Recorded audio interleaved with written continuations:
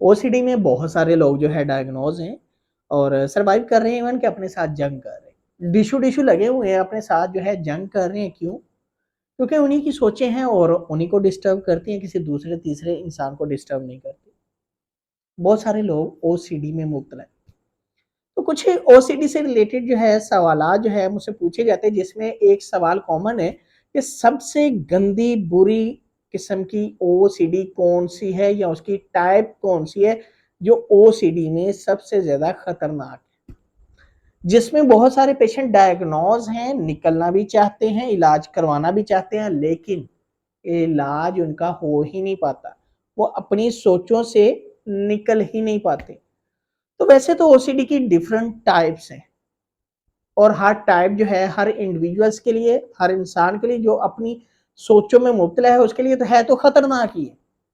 चाहे वो जो है रिलीजियस ओसीडी है, चाहे वो जो है कंटेमिनेशन है, चाहे जो है सिमेट्रिकल है, ऑर्डिनल है, चेकिंग है, या जो है रूमिनेशन है। जिस शख्स को ओसीडी है फर्स्ट ऑफ ऑल तो जो है उसके लिए सबसे खतरनाक वही है, क्योंकि वो एक बीमारी है सोचों की। जब इंसान खुद से लड़ता रहेगा, अपनी सोचों से लड़ता रहेगा, तो उसने जो है सर्वाइव कैसे करना है, उसने कैसे अपनी जो है लाइफ में खुश होना है। वो तो लड़ी जा रहा है, फाइट किए जा रहा है अपने आप से, उसने किसी दूसरे से क्या लड़ना है, उसने जो है आगे चैलेंजेस को कैसे एक्सेप्ट करना है। तो हर टाइप, जिस टाइप में कोई इंडिविजुअल जो है वो डायग्नोज है उसके लिए वो तो खतरनाक है ही है। लेकिन हम अगर जो है बात करें कि बहुत सारे लोग जो है ना आज इस मौजूदा दौर के अंदर हाथ धोने की जो है इतनी बीमारी नहीं है, क्योंकि बहुत सारे लोगों का यही कॉन्सेप्ट होता है कि ये सिर्फ जो है हाथ धोने की एक बीमारी है जिसमें जो है इंसान बार बार हाथ धोता है। ऐसा नहीं है। हाथ धोने के अलावा भी इसकी जो है कैटेगरीज हैं, मजहब के बारे में भी ख्याल आते हैं, गंदे किस्म के आते हैं, और इस लेवल तक आते हैं कि बाज दफा वो इंसान या तो सजदा कर ही नहीं पाता, अगर सजदा कर दे तो उठ ही नहीं पाता, कि अपने गुनाहों की माफिया मांगता रहता है। ये भी खतरनाक है। इसके अलावा चीजों को अरेंज करने का, बेडशीट है पीछे बिछी हुई और जो है उसको अरेंज करना शुरू कर देगा, सिमेट्रिकल जो है कंडीशन में जो है रखना शुरू कर देगा, बार बार चीजों को चेक करना शुरू कर देगा, तो ये भी गंदी है। जो भी शख्स जिस ओसीडी के टाइम में जो है डायग्नोज है तो वो तो उसके लिए खतरनाक है ही है।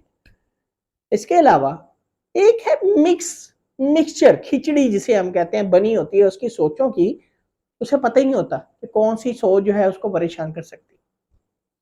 सुबह आंख खुलने से लेकर रात आंख बंद करने तक एक स्पेसिफिक उनका जो है थॉट पैटर्न का साइकिल शुरू हो जाता है।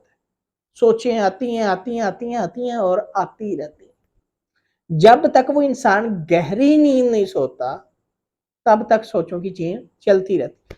बाज दफा उसकी हालत इस तरह की होती है कि आंखें तो बंद होती हैं लेकिन जहन में वो मशीनरी चल रही है, सोचें आई जा रही, लेकिन एग्जैक्ट कोज ही नहीं है, एग्जैक्ट कोई स्पेसिफिक जो है उसका कोई कंटेंट नहीं है। कोई सोच इधर से आ रही है, कोई इधर से आ रही है, कोई इधर से आ रही है, कोई उधर से आ रही है, कोई इधर से आ रही है, कोई ऊपर से आ रही है, कोई नीचे से आ रही, सोचें ही आई जा रही। तो ये सबसे मिक्सचर जो है टाइप गंदी टाइप है जिसे हम रूमिनेशन कहते हैं। तो बहुत सारे लोग जो है इस रूमिनेशन के अंदर जो है डायग्नोज है। ये नहीं कि मैं सिर्फ जो है इसी को जो है गलत कह रहा हूँ या जो है सबसे गंदी बुरी ओसीडी कह रहा हूँ। जो शख्स, सिंपल सी बात है, जिस भी बीमारी में या जिस भी सोचों की जो है कैटेगरी के अंदर डायग्नोज है उसके लिए वो खतरनाक है, उसके लिए वो बुरी है। तो बात ये है कि अब इन सोचों से निकलना भी तो है। कैसे निकलना है? कुछ लोग तो जो है अद्वियत का सहारा ले लेते हैं और कुछ लोग जो है सारी जिंदगी जंग करते रहते हैं, फाइट करते रहते हैं कि हमने जो है जनाब इन सोचों से बचना है, ऐसे बचना है, वैसे बचना है, ये करना है, वो करना है, और इसी कश्मकश में जिंदगी का बहुत सारा जो खास टाइम होता है गुजर जाता है। तो आप लोग जो है ये गंदी वंदी और जो है सबसे जो है खतरनाक टाइप पूछने की बजाय आप अपनी ओसीडी, अपनी सोचों की बीमारी का जो है इलाज करवाएं। साइकेट्रिस्ट और साइकोलॉजिस्ट दोनों के पास जाएं। और जो है वहाँ से इलाज करवाएं। बहुत सारे लोग जो है सिर्फ एक ही जो है पैनल को पकड़ के बैठे होते हैं, साइकेट्रिस्ट का या साइकोलॉजिस्ट का। इसमें दोनों की ज़रूरत होती है। कुछ ऐसे केसेस होते हैं दोनों की ज़रूरत होती है। म्यूचुअल अंडरस्टैंडिंग के बिहाफ पे जो है ट्रीटमेंट शुरू किया जाता है। इसमें मेडिसिन भी चलना ज़रूरी होती है और इसके साथ-साथ जो है काउंसलिंग या साइकोथेरेपी जो है वो भी करना ज़रूरी होती है।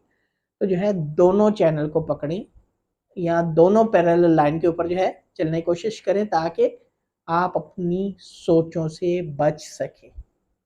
नहीं तो आपकी ज़िंदगी है और आप मुझसे बेहतर जानते हैं क्या हो सकता है और क्या नहीं हो सकता। वीडियो अच्छी लगी हो तो लाइक कर सकते हैं, शेयर कर सकते हैं, इस चैनल को सब्सक्राइब कर सकते हैं। कोई भी किसी भी किस्म का सवाल हो तो आप मुझे डायरेक्टली कमेंट बॉक्स में कमेंट कर सकते हैं या मुझे व्हाट्सएप के ऊपर व्हाट्सएप कर सकते हैं। तो इंशाल्लाह मिलेंगे नई वीडियो के साथ। अपना बहुत ज़्यादा ख्याल रखना।